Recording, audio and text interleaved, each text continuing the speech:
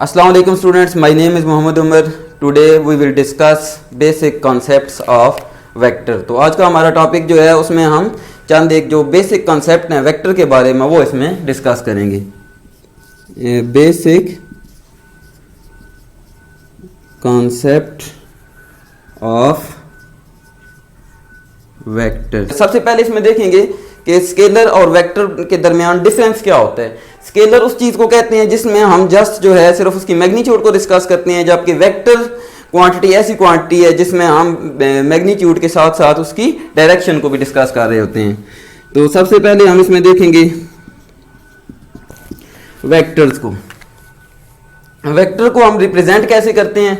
Vector को हम represent करते हैं एक लाइन से, एरो हेड लाइन से, और इसका जो है वो ये वाली साइड इसको हम इसकी टेल कहते हैं, और जो एरो वाली साइड है इसे हम क्या कहते हैं कि इस वेक्टर की क्या है, हेड है. इसको हम कोई भी नाम दे सकते हैं. फर्ज करें ये वेक्टर हमारे पास क्या है, ओ पी वेक्टर, और इस वेक्टर जो है वो ओ पी से हम इसको रिप्रेजेंट कर रहे हैं, और वेक्टर को हम फर्ज करें कि ये ए वेक्टर का नाम दे देते हैं. और वेक्टर को रिप्रेजेंट किस चीज़ से करते हैं. वेक्टर को हम रिप्रेजेंट करते हैं या तो बोल्ड लेटर से रिप्रेजेंट करते हैं, ठीक है, और या फिर हम उस पर एरो हेड लगा देते हैं या उसके डाउन पे एरो हेड लगा देते हैं. तो ये जो था वो कुछ बेसिक है वेक्टर के बारे में कि ये इसकी टेल है और एरो वाली साइड पे उसकी हेड है.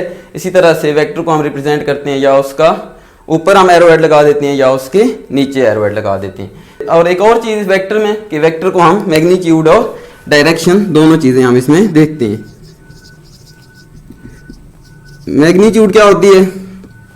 फर्ज करें कि ये वेक्टर जो है वो 3 यूनिट्स है, 4 यूनिट्स है, ये उसकी क्या है, मैग्नीट्यूड है. फर्ज करें 4 यूनिट है. और डायरेक्शन दूसरी चीज़ हम इसमें देखते हैं. डायरेक्शन से मुराद कीजिए कौन सी डायरेक्शन में. नेक्स्ट हम आते हैं जो इसका सेकंड है कॉन्सेप्ट, वो क्या है कि कार्टेशियन कोऑर्डिनेट्स क्या होते हैं या रेक्टेंगुलर कोऑर्डिनेट सिस्टम क्या होता है.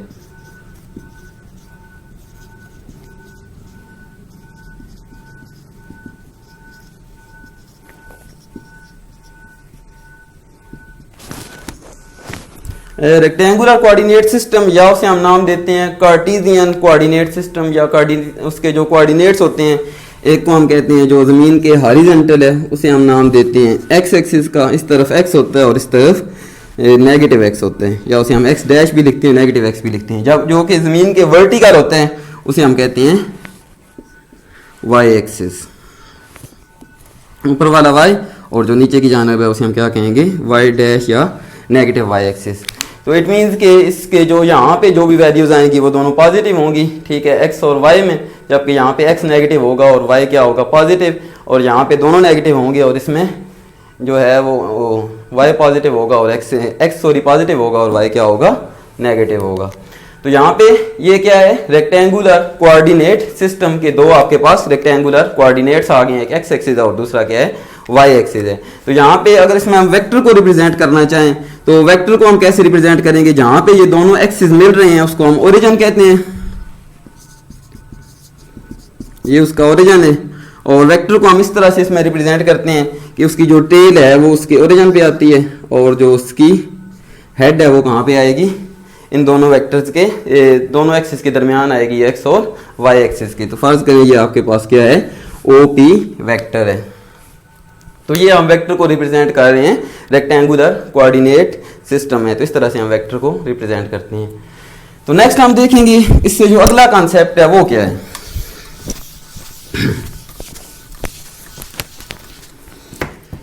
नेक्स्ट हम डिस्कस करेंगे एडिशन ऑफ वेक्टर को, उसके साथ ही उसका फिर रिजल्टेंट क्या आता है और सब्ट्रैक्शन ऑफ वेक्टर क्या होता है.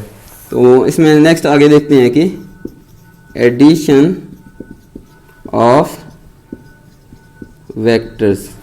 तो जब हम एडिशन की बात कर रहे हैं, जैसे हम स्केलर में या स्केलर क्वांटिटीज को हम ऐड करते हैं तो उसको हम सिंपल कहते हैं कि एक जो है वो 3 यूनिट है और दूसरी 4 यूनिट है, सिंपल हम ऐड कर देंगे 3 + 4. लेकिन जो एडिशन ऑफ वेक्टर है वो ऐसे नहीं होता, उसको हम ऐड करते हैं by head to tail rule.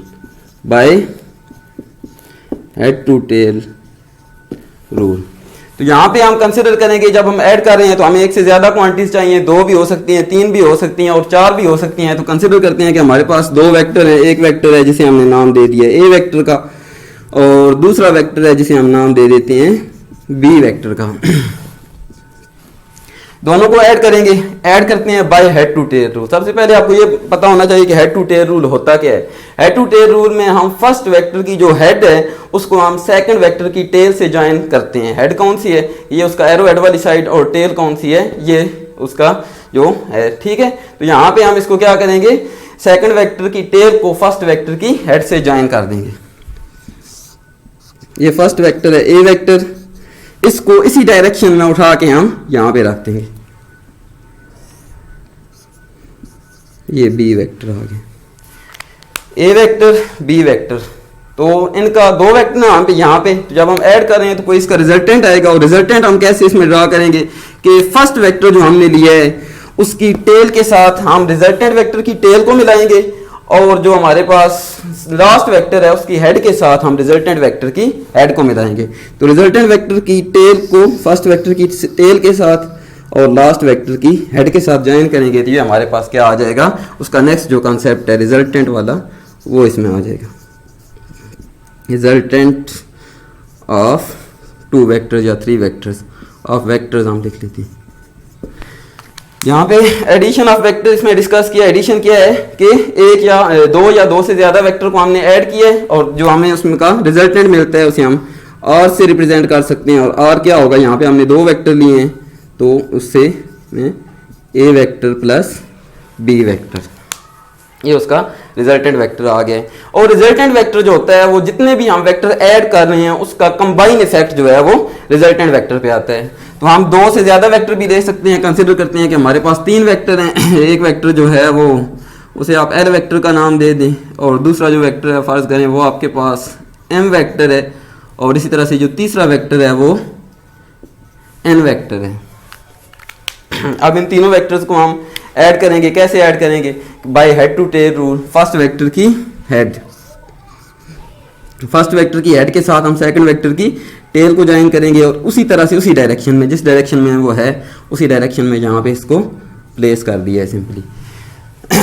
तो एल के साथ ये एम वेक्टर को हमने ऐड किया, और नेक्स्ट हम एन वेक्टर को ऐड करेंगे, तो इसी तरह से सेम उसी डायरेक्शन में यहाँ पे हम प्लेस कर देंगे।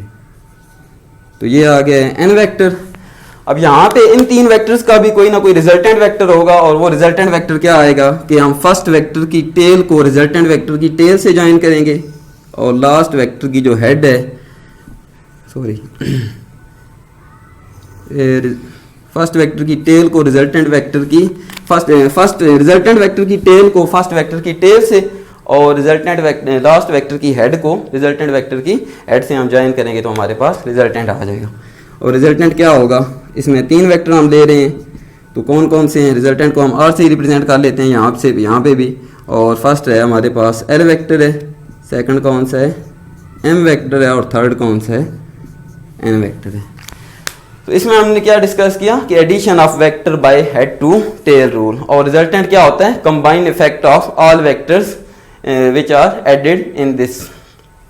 तो इसमें 2 वेक्टर को ऐड किया था तो इनका कंबाइन इफेक्ट आएगा रिजल्टेंट है, इसमें 3 को ऐड किया है तो उसका कंबाइन आएगा रिजल्टेंट में। तो हम इस तरह से इस 3, 4, 5 कितने भी वेक्टर हैं उन सब का जो रिजल्टेंट है उस पर कंबाइन इफेक्ट होगा। तो ये क्या हो, साथ हमने डिस्कस किए कि रिजल्टेंट ऑफ वेक्टर क्या होता है।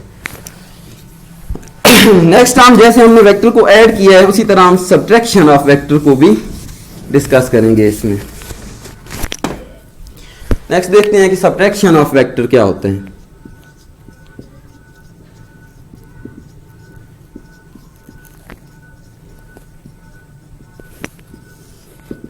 जिस तरह एडिशन ऑफ वेक्टर्स है इसी तरह हम क्या करेंगे, सब्ट्रैक्शन ऑफ वेक्टर्स भी करेंगे।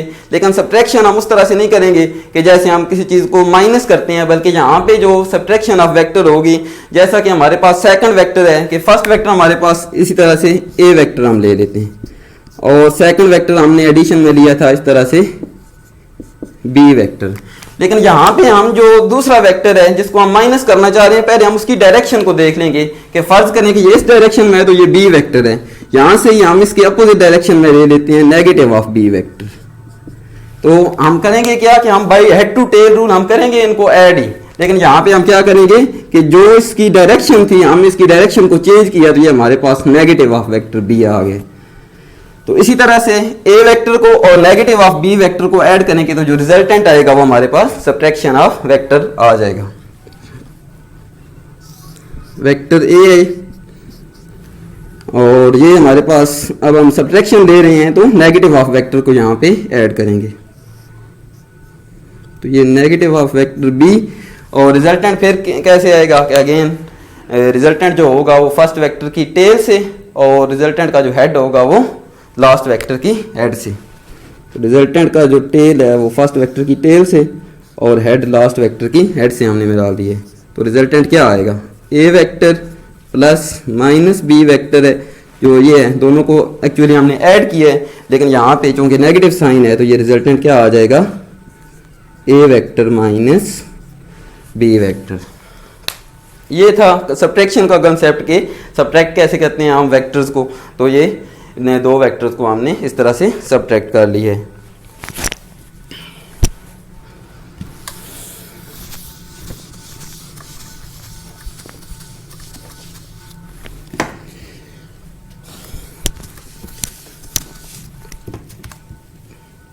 नेक्स्ट हम देखेंगे इसमें कि multiplication of vector bye a scalar quantity.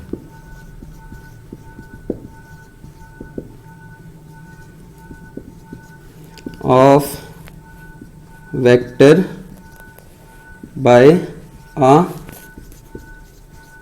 Scalar quantity, कि किसी भी स्केलर क्वांटिटी से हम वेक्टर को कैसे मल्टीप्लाई करते हैं। मल्टीप्लाई से मुराद कि फर्ज करें आपने एक वेक्टर लिया है, वो वेक्टर है आपके पास ए वेक्टर है और ए वेक्टर के साथ अगर इसकी मैग्नीट्यूड नहीं लिखी हुई तो 1 होगी, लेकिन फर्ज करें आप इसको 2 से मल्टीप्लाई कर रहे हैं तो 2 से मल्टीप्लाई करेंगे ए वेक्टर को तो क्या आ जाएगा, अगेन हमारे पास जो वेक्टर आएगा उसकी मैग्नीट्यूड में इतना ऐड हो जाएगा। फर्ज करें ये वेक्टर ए है तो 2a है तो इसकी मैग्नीट्यूड क्या हो जाएगी, ज़्यादा हो जाएगी। मीन इसकी जो फर्ज करें कि ये जो है वो 1 यूनिट है तो ये 2 यूनिट हो गए। इसी तरह अगर हम 3 से मल्टीप्लाई करेंगे तो इसका ट्रिपल हो जाएगा 1 का, तो 3 यूनिट हो जाएगा। तो यहाँ पे इसकी मैग्नीट्यूड 2 यूनिट होगी और साथ उसका जो वेक्टर क्वांटिटी है वो ए वेक्टर है। सिमिलरली आप एग्जांपल ले सकते हैं, आपने मोमेंटम पढ़ा होगा। मोमेंटम क्या होता है, P is equal to mv, कि आपके पास इसमें जो मास है वो एक स्केलर क्वांटिटी है और जो वेलोसिटी है उसकी वो क्या है, वेक्टर क्वांटिटी है। तो जब वेलोसिटी वेक्टर क्वांटिटी है उसके साथ हमने स्केलर को मल्टीप्लाई किया है तो रिजल्टेंट जो हमारे पास आता है वो भी क्या आती है, एक वेक्टर क्वांटिटी आती है। ठीक है, तो यहाँ पे अब मास क्या है, सिंपल किसी चीज़ का वजन है, फर्ज करें 2 ग्राम है, 3 ग्राम है या 4 kg है, तो जब उसको आप उसकी वेलोसिटी से मल्टीप्लाई करेंगे तो उसका रिजल्टेंट आपके पास क्या आएगा, पी वेक्टर आएगा, जो कि उसका मोमेंटम होता है। आप इसमें किसी गाड़ी की मिसाल ले लें कि उसका मास इतना है, उसकी वेलोसिटी इतनी है, तो ये उसका मोमेंटम जो है वो वेक्टर क्वांटिटी में। इसी तरह से नेक्स्ट आप ले सकते हैं एग्जांपल इसकी फोर्स की। फोर्स किसके इक्वल होती है, मास मल्टीप्लाई एक्सेलरेशन। अब इसमें अगेन जो है वो फिर मास आ रहा है और मास आपको पता है कि स्केलर क्वांटिटी है, जबकि जो एक्सेलरेशन है वो क्या है, वेक्टर क्वांटिटी है। तो एक्सेलरेशन एक वेक्टर क्वांटिटी है, उसके साथ स्केलर को मल्टीप्लाई किया तो हमारे पास जो रिजल्टेंट आया वो फोर्स आई, और फोर्स क्या है, फोर्स भी एक वेक्टर क्वांटिटी है। तो ये था concept multiplication of a vector by a scalar quantity, कि किसी भी स्केलर क्वांटिटी के साथ आपने वेक्टर को कैसे मल्टीप्लाई करना है।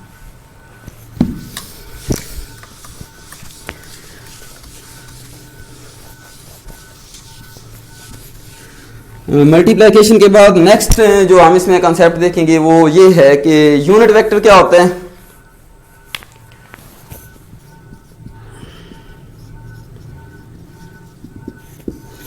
स्टूडेंट्स, यूनिट वेक्टर एक ऐसा वेक्टर है कि जिसकी जो मैग्नीट्यूड है, जैसे आपको बताया कि वेक्टर है और उसके साथ मैग्नीट्यूड होती है, तो इसकी मैग्नीट्यूड ऑलवेज जो है वो हमेशा 1 नहीं होती है।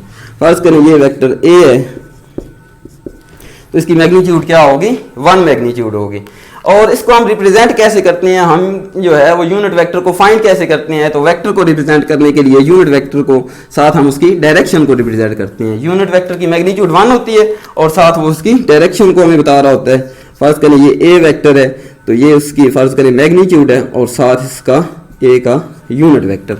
और यूनिट वेक्टर को हम रिप्रेजेंट करते हैं किस चीज़ से, ऊपर हम कैप बना देते हैं या हेड, ये मैं साथ लिख देता हूँ कि representation of unit vector. Represent कैसे करते हैं कि फ़र्ज़ करें वेक्टर ए है तो उसको हम रिप्रेजेंट करते हैं कि उस वेक्टर के ऊपर यहाँ हम इस तरह से छोटी सी कैप या उसे हम हेड का नाम देते हैं वो उस पर बना देते हैं, तो वो क्या होगा, यूनिट वेक्टर। अब यूनिट वेक्टर जहाँ से हम कैसे फाइंड करेंगे कि फ़र्ज़ करें यूनिट वेक्टर हम निकालना चाह रहे हैं जहाँ से, तो ये मैग्नीट्यूड वेक्टर के साथ आके क्या हो जाएगी, इधर मल्टीप्लाई हो रही है इधर डिवाइड हो जाएगी, तो ये क्या आएगा, ए वेक्टर है और नीचे क्या आ रही है उसकी मैग्नीट्यूड। तो जब भी आप किसी भी जो प्रॉब्लम में आप यूनिट वेक्टर फाइंड करना चाहते हैं तो आपके पास एक वेक्टर होना चाहिए और नेक्स्ट आप उस वेक्टर की मैग्नीट्यूड आप उसी वेक्टर से फाइंड कर लेते हैं, उस वेक्टर को वेक्टर की मैग्नीट्यूड से डिवाइड करते हैं, तो आपके पास क्या आ जाता है, उसका यूनिट वेक्टर। और वो वेक्टर जो है वो आपके पास एक्स एक्सिस में भी हो सकता है, ओनली एक्स एक्सिस पे भी हो सकता है, वो 2 डायमेंशनल कोऑर्डिनेट सिस्टम है, एक्स और वाई एक्सिस में भी हो सकता है, और वो 3 डायमेंशनल कोऑर्डिनेट सिस्टम में एक्स वाई और जेड एक्सिस में भी हो सकता है। साथ में इसकी छोटी सी एग्जांपल भी आपको दे देता हूँ कि यूनिट वेक्टर को आप कैसे फाइंड कर सकते हैं। फ़र्ज़ करें आपके पास एक वेक्टर है, ए वेक्टर ही नाम दे देते हैं, और वो 2 डायमेंशनल कोऑर्डिनेट सिस्टम में जिसे हम नाम दे देते हैं कि एक जो है वो 2i यूनिट वेक्टर है और दूसरा है 3j यूनिट वेक्टर। ये 2 उसकी क्या है, मैग्नीट्यूड है, और साथ उसकी यूनिट वेक्टर उसकी डायरेक्शन को बता रहा है कि वो एक्स एक्सिस में 2 यूनिट है और वाई एक्सिस में वो क्या है, 3 यूनिट है। फ़र्ज़ करें ये वेक्टर है आपके पास, तो ये पॉइंट है इसका 2 और 3 है, तो ये उसका एक्स एक्सिस पे आ रहा है और ये कहाँ पे आ रहा है, वाई एक्सिस पे आ रहा है। तो अब इसका आप यूनिट वेक्टर कैसे फाइंड करेंगे, वेक्टर आपके पास मौजूद है 2i + 3j, अगेन आप उसकी मैग्नीट्यूड यहाँ से निकाल दें। मैग्नीट्यूड कैसे आएगी कि हम मैग्नीट्यूड का फार्मूला होता है हमारे पास एक्स कंपोनेंट का स्क्वायर प्लस वाई कंपोनेंट का स्क्वायर होते हैं।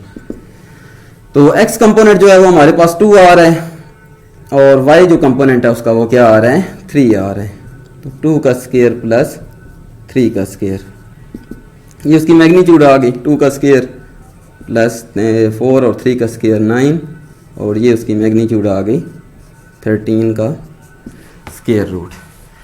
अब आपके पास वेक्टर भी है, उसकी मैग्नीट्यूड भी है। अगर आप यूनिट वेक्टर फाइंड करना चाहते हैं तो इसमें आप इसकी वैल्यूज पुट कर दें। ए यूनिट वेक्टर है 2i + 3j और डिवाइडेड बाई इट्स मैग्नीट्यूड, वो क्या आ रही है, मैग्नीट्यूड 13 का स्क्वायर रूट। तो इस तरह से आप किसी भी प्रॉब्लम की जो है वो यूनिट वेक्टर फाइंड कर सकते हैं। ये था यूनिट वेक्टर का कॉन्सेप्ट। नेक्स्ट हम इसमें देखते हैं कि नल वेक्टर क्या होता है।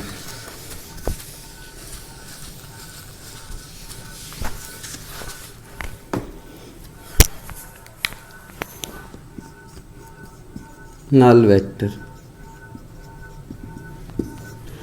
Null vector students, null vector जिसकी मैग्नीट्यूड नहीं होती। अब ये समझ लें कि ये 2 आपके पास वेक्टर हैं, एक वेक्टर है फ़र्ज़ करें ए वेक्टर है और दूसरा वेक्टर उसकी आप सेम मैग्नीट्यूड ले लें, लेकिन उसकी डायरेक्शन जो है वो आप ले लें कि ये उसके अपोजिट है। तो जैसे आपको बताया है कि वेक्टर की जब आप डायरेक्शन को अपोजिट कर देते हैं तो वो उसके साथ साइन जो है वो नेगेटिव आता है और ये नेगेटिव ऑफ ए वेक्टर है। अब आप इन दोनों वेक्टर्स को ऐड करें, अब सिंपली आप ऐड करके देखिए कि इनका आंसर क्या आता है।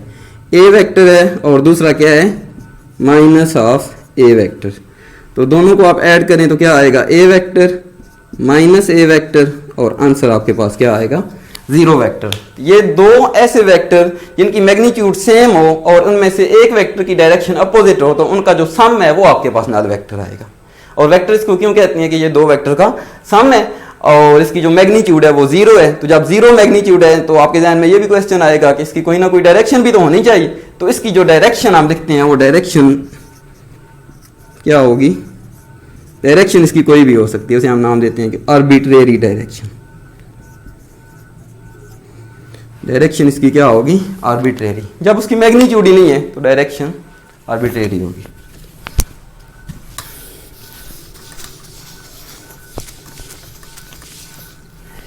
नल वेक्टर के बाद नेक्स्ट हम डिस्कस करेंगे इसमें कि इक्वल वेक्टर्स क्या होते हैं।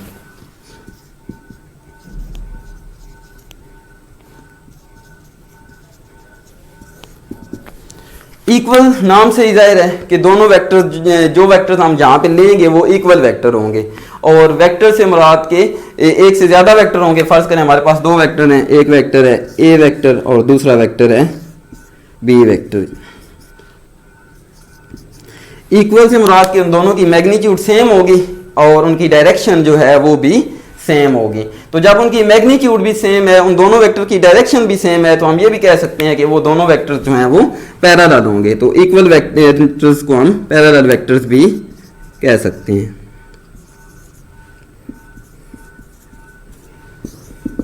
फर्ज करें आपने जो ए वेक्टर लिया है उसकी जो मैग्नीट्यूड है वो 3 यूनिट्स है और जो बी वेक्टर है, ए की जो मैग्नीट्यूड है और बी की जो मैग्नीट्यूड है वो भी 3 यूनिट्स हैं और डायरेक्शन भी इन दोनों की क्या है, सेम है। तो जब डायरेक्शन भी सेम है, मैग्नीट्यूड भी सेम है, ठीक है, वो आप फर्ज करें ये आपने डायरेक्शन ली हुई है, आप इसमें कोई और दो वेक्टर फर्ज करें, ये आपके पास एल वेक्टर है, इसकी डायरेक्शन ये है और ये आपके पास जो है वो एम वेक्टर है और इसकी डायरेक्शन, आप दोनों की डायरेक्शन क्या है, सेम है, दोनों एक दूसरे के पैरेलल चल रहे हैं। और यहाँ पे भी हम कंसिडर कर लेते हैं कि इसकी 2 यूनिट जो है वो इसकी मैग्नीट्यूड है और इसकी मैग्नीट्यूड भी क्या है, 2 यूनिट्स हैं। तो जब इनकी मैग्नीट्यूड भी सेम है, इनकी डायरेक्शन भी सेम है, तो हम कह सकते हैं कि ये दोनों वेक्टर पैरेलल हैं और ये दोनों वेक्टर क्या हैं, इक्वल वेक्टर्स हैं।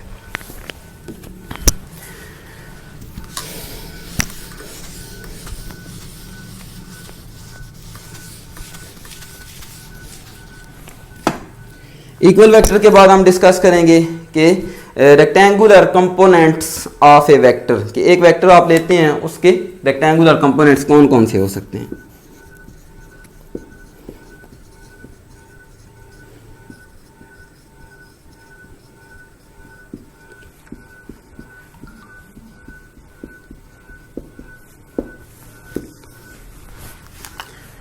रेक्टेंगुलर कंपोनेंट्स नाम से ही जाहिर है कि अगर वो रेक्टेंगुलर हैं तो वो दोनों वेक्टर क्या होंगे, एक दूसरे पे परपेंडिकुलर होंगे। तो फर्ज करें आपने जो है वो एक वेक्टर ले लिए, फर्ज करें ये ए वेक्टर ही हम इसे नाम दे देते हैं और इसकी आप कोई भी पोजीशन ले लें कि ये ओरिजिन से है और ये उसका पॉइंट पी है और इसी तरह से ये एक्स और वाई एक्सिस पे लाई कर रहा है। तो आगे हम इसके रेक्टेंगुलर कंपोनेंट्स में इसको रिजॉल्व करेंगे। फर्ज करें ये जो इसका है वो ये उसका एक्स एक्सिस है और ये क्या है, वाई एक्सिस है। कोऑर्डिनेट सिस्टम में हमने इसको रख दिए एक्स एक्सिस, वाई एक्सिस और ये ओरिजिन पे इसकी टेल है और हेड जो है वो इसकी एक्स और वाई एक्सिस के दरमियान है। तो इसके कंपोनेंट्स में हम कैसे रिजॉल्व करेंगे कि ये उसका एक्स कंपोनेंट है और ये उसका कौन सा है, वाई कंपोनेंट है, दो परपेंडिकुलर कंपोनेंट है। और rectangular components of A vector से मुराद के यहाँ पे ये जो इसके रेक्टेंगुलर कंपोनेंट्स हैं ये हमने फाइंड करने हैं। तो 2 डायमेंशनल कोऑर्डिनेट सिस्टम में लिया है तो 2 कंपोनेंट आएंगे। फर्ज करें ये वेक्टर ए है तो ये वाला जो इसका कंपोनेंट होगा ये इसका परपेंडिकुलर कंपोनेंट है तो ये वाई कंपोनेंट आएगा, तो इसको हम ए वाई से डिनोट कर लेते हैं। और जो एक्स एक्सिस पे उसका कंपोनेंट आएगा उसको हम नाम दे देते हैं कि वो उसका कौन सा है, एक्स एक्सिस पे ए एक्स हम नाम दे देंगे। रेक्टेंगुलर कंपोनेंट्स में हमने उसको फिगर में ड्रा कर दिया है कि ये उसका एक्स एक्सिस पे है तो ए एक्स कंपोनेंट होगा और वाई पे है तो ए वाई कंपोनेंट है। इस पॉइंट को जहाँ पे ये दोनों हमने मिलाए हैं इसको हम नाम दे दें कि एम पॉइंट है। एक आपके पास वेक्टर ओ एम आ गया है, दूसरा एम पी आ गया है। जो इनका रिजल्टेंट है जिस वेक्टर को हमने रिजॉल्व किया है वो कौन सा है, ओ पी वेक्टर है। तो बाय हम लिख सकते हैं इसको वेक्टर एडिशन के, ये क्या बन गया उसका, ओ पी जो वेक्टर है वो क्या आ रहा है, O M vector plus M P vector आ रहा है। यहाँ पे ज़रा गौर करें कि ये ए वेक्टर है, ये उसके दोनों क्या हैं, परपेंडिकुलर कंपोनेंट है, ये ए एक्स है और ये क्या आ रहा है, ए वाई कंपोनेंट है। अब इसमें सबसे पहले हम ए एक्स को फाइंड करेंगे, जैसे आपको बताया रेक्टेंगुलर कंपोनेंट्स, और फिर ए वाई को। तो ए एक्स को अगर हम फाइंड करें तो इस वेक्टर की पहले हम डायरेक्शन देख लेते हैं कि ये कितने एंगल पे है। फर्ज करें जो एंगल ये बना रहा है एक्स एक्सिस के साथ वो थीटा एंगल है। तो ए एक्स जब हम फाइंड करना चाह रहे हैं तो हमेशा जो हॉरिजॉन्टल के लिए हम जो ट्रिग्नोमेट्रिक रेशियो की आइडेंटिटी लेते हैं वो cos थीटा होगा। तो cos थीटा क्या होते हैं, cos होते हैं base by hypotenuse, base bye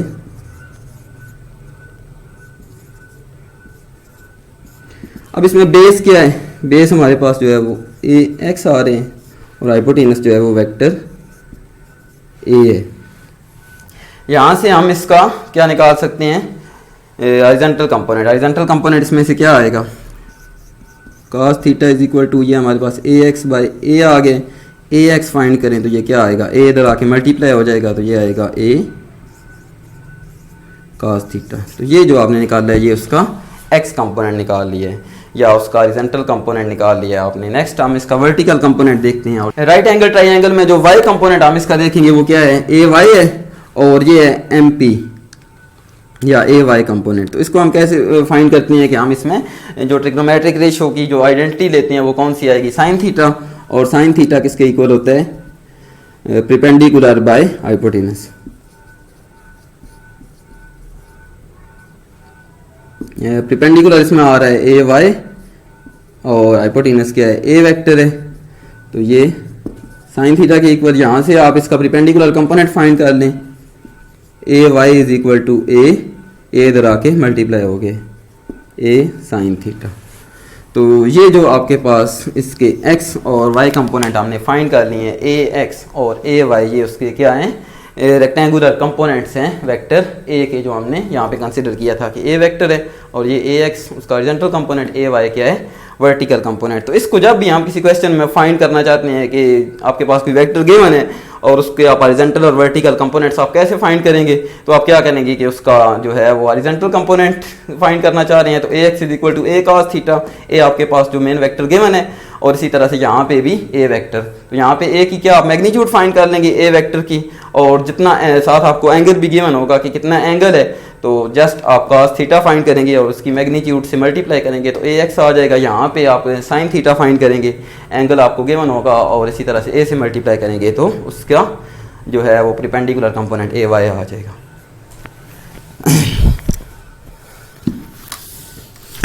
तो नेक्स्ट जो हमारे पास इसी का जो इन्वर्स भी हम उसे कह सकते हैं टॉपिक, कि हमारे पास दो वेक्टर गिवन होंगे, फर्ज करें कि इसी तरह से ए एक्स और ए वाई, तो हम उसमें से वेक्टर को फाइंड करेंगे। तो नेक्स्ट जो हमारा जो इसका नेक्स्ट कंसेप्ट है वो है determination of vector, determination of A vector by rectangular components.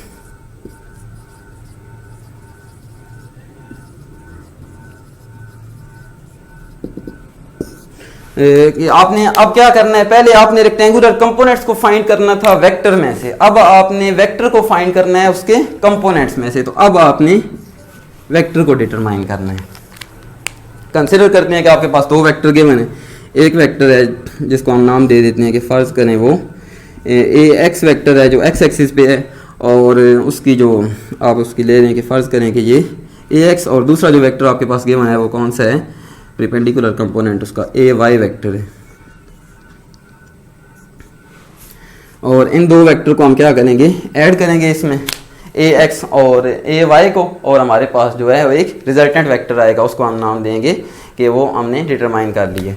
अब फ़र्ज़ करें कि हम इन दोनों को ऐड करते हैं। फ़र्ज़ ये आपके पास ये आपके दो वेक्टर गिवन है, ए एक्स वेक्टर है, और ऐड कैसे करेंगे कि फर्स्ट वेक्टर की जो हेड है उसको लास्ट वेक्टर की टेल से, लास्ट वेक्टर हमारे पास ए वाई है, उसकी टेल से हमने इसको जो है वो मैच किया है तो ये ए वाई, और इसका जो रिजल्टेंट आएगा वो क्या आएगा, फ़र्ज़ करें वो वेक्टर ए है। अब यहाँ पे क्या है कि इसको आप फ़र्ज़ करें नाम देंगे ओ है, ये एम है, और ये क्या है पॉइंट पी है, जहाँ पे ये दोनों वेक्टर क्या कर रहे हैं, रिजल्टेंट वेक्टर जो है वो लास्ट वेक्टर की हेड से ज्वाइन हो रहे हैं। तो यहाँ से हमने फाइंड क्या करना था, रिजल्टेंट वेक्टर फाइंड करना है। अब आपके पास ये दोनों वेक्टर ए एक्स और ए वाई गिवन है। तो वेक्टर जब भी हम फाइंड करना चाहते हैं तो वेक्टर के लिए हमारे पास दो चीज़ें, स्टार्ट में आपको बताया था कि हम डिटरमाइन करते हैं, एक वेक्टर की मैग्नीट्यूड को और दूसरा वेक्टर की डायरेक्शन को हम डिटरमाइन करते हैं। तो मैग्नीट्यूड को डिटरमाइन हम कैसे करेंगे कि बाय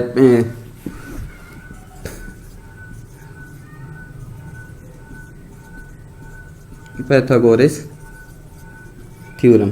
पैथागोरस थ्योरम क्या होता है कि यहाँ पे ये एक बन रही है आपके पास जो है वो राइट एंगल ट्राइंगल, और राइट एंगल ट्राइंगल में ये उसकी बेस है, ये उसका परपेंडिकुलर है और ये उसका क्या है हाइपोटेनस है।